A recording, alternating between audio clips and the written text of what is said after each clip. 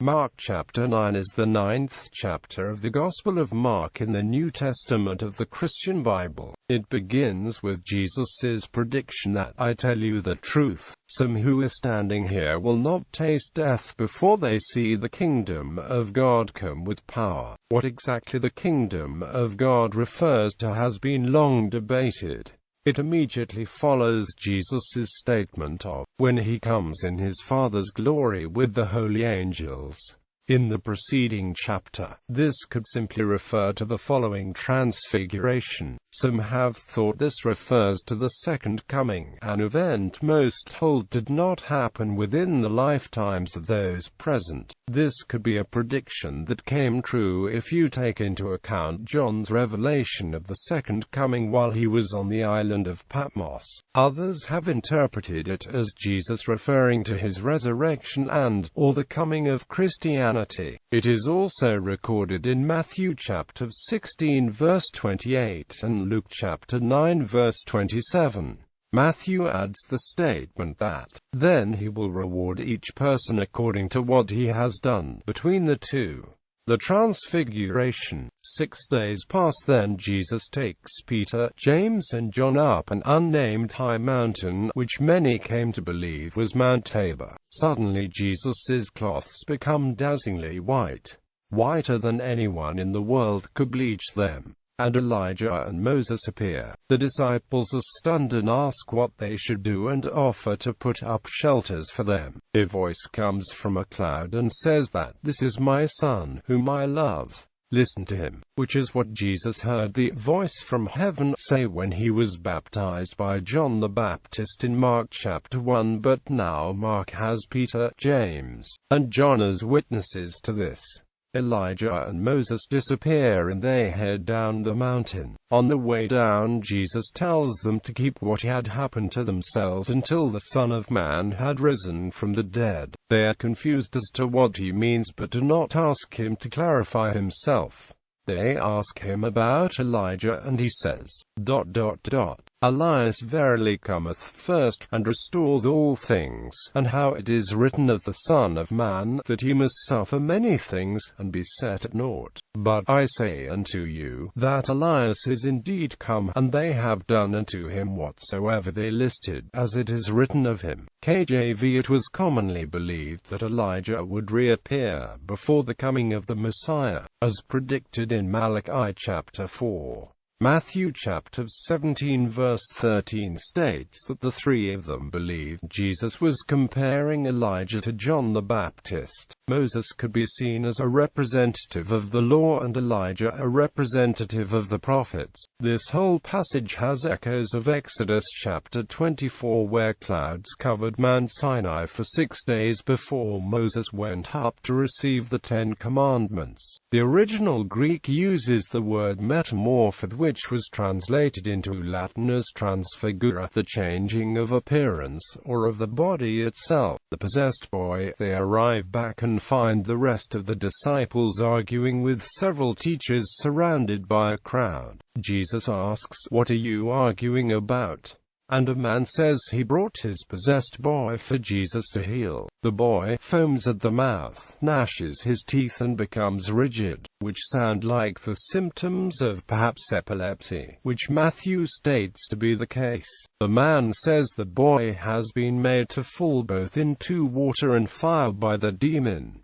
Jesus' disciples could not heal him. Jesus says, "You faithless generation."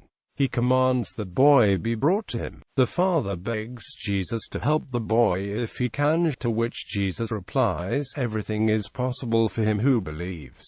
And the man says, "I believe, help my unbelief." Jesus heals the boy. When asked by the disciples privately why they couldn't cast it out, he replies, "This kind can come out only through prayer and fasting." Predictions about the crucifixion. Jesus tells his entire group that the Son of Man will be killed and rise after 3 days. They still don't understand what he means but are afraid to ask him to clarify himself.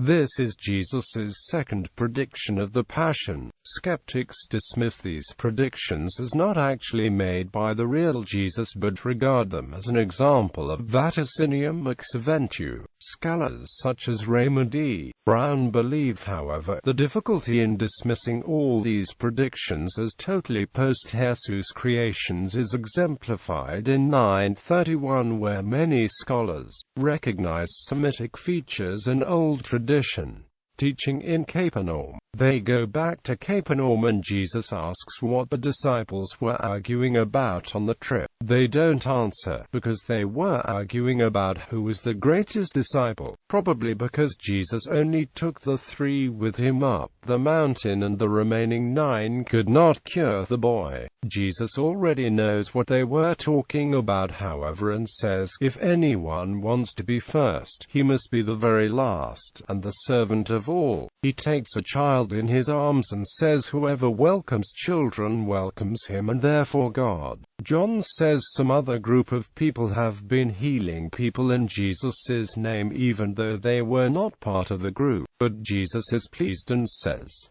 for he who is not against us is for us. In Matthew chapter 12 verse 30 and Luke chapter 11 verse 23, Jesus says, he who is not with me is against me. See also you're whether with us or against us. The disciples seem to think one needs to be part of Jesus's personal group, but Jesus makes clear that anyone who works in his name and does his work is also for him. He then gives one of the most forceful condemnations of sin in the Bible, and whosoever shall offend one of these little ones that believe in me, it is better for him that a millstone were hanged about his neck, and he were cast into the sea. And if thy hand offend thee, cut it off. It is better for thee to enter into life maimed, than having 2 hands to go into hell, into the fire that never shall be quenched, where the worm dieth not, and the fire is not quenched. And if thy foot offend thee, cut it off. It is better for thee to enter halt into life, than having 2 feet to be cast into hell, into the fire that never shall be quenched, where the worm dieth not, and the fire is not quenched. And if thine eye offend thee, pluck it out. It is better for thee to enter into the kingdom of God with 1 eye, than having 2 eyes to be cast into hellfire, where the worm dieth not, and the fire is not quenched. For every one shall be salted with fire, and every sacrifice shall be salted with salt. Salt is good, but if the salt have lost his saltness, wherewith will ye season it? Have salt in yourselves, and have peace one with another. KJV. What exactly the salt Jesus was referring to was unclear. Jesus relates it to fire, the good, and peace. Salt was seen as a thing of purity, but salt also has destructive properties and was used as a preservative. Salt might simply refer to his teaching. It also might be seen as an interlocking double metaphor relating the salt required in sacrifices to God found in Leviticus chapter 2 verses 11-13 to the salt of the sacrifice of Christ and to the salt are required to be in followers of Jesus as metaphorical sacrifices as in Romans chapter 12, and also relating the salt of the Old Covenant from Leviticus chapter 2 verses 11-13 to the salt of the new or renewed covenant. See salt in Mark. See also salt and light. The original manuscripts use the word Gehenna for hell. Gehenna was a trash dump next to Jerusalem in the Hinnom Valley where the dead bodies of criminals as well as trash was burned. The valley was named after a man named Hinnom who had owned it. It had at one time been used as a place to sacrifice live children to pagan gods. Luke chapter 9 almost has the entire chapter of Mark chapter 9 contained verbatim, with the notable exception of the speech about sin that is partly contained in Luke chapter 17. Matthew has the transfiguration and the possessed boy followed by a slightly altered and expanded scene in Capernaum in chapters 17 and 18. John lists none of this, which has puzzled many scholars, since one would think John, since he was one of the only three that would mention the Transfiguration. This could mean that Mark is wrong about either the event or John, being that the Gospel of John was not written by the Apostle John, or John knew the synoptics were circulating and wrote his Gospel to fill in details he thought lacking in them.